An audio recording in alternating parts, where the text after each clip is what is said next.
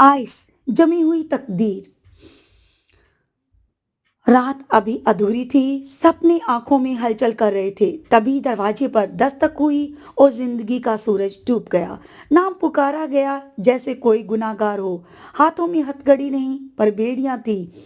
कोई सफाई नहीं, कोई दलील नहीं, बस एक ठंडा आदेश था, निकाल दो इसे।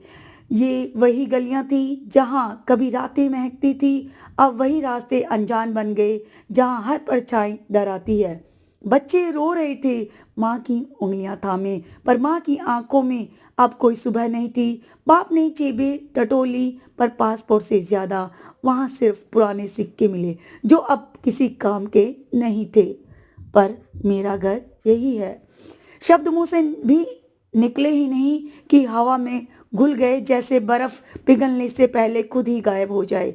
जहाज के अंदर भी सर्दी थी, पर सबसे ज्यादा ठंड उस दिल में थी जिसे खाली कर दिया गया था, जिसे उसकी पहचान छीन ली गई। जहां हम आए थे सपनों के साथ, वहीं से धक्के देकर निकाले जा रहे थे। क्या सजा थी, या फिर दुनिया हमारे लिए कभी थी ही नहीं जहां हम बसे थे। अब कोई सरहद हमें अपनाने को तैयार नहीं थी, अब कोई मुल्क हमारा घर नहीं था।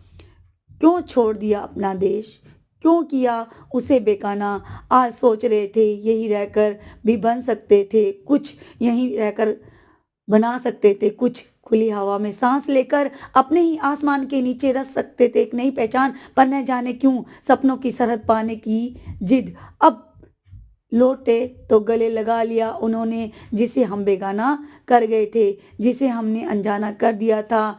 आज बर्फ दिल में जमी है, उसे एक दिन डिपोर्ट तो करना ही होगा। धन्यवाद।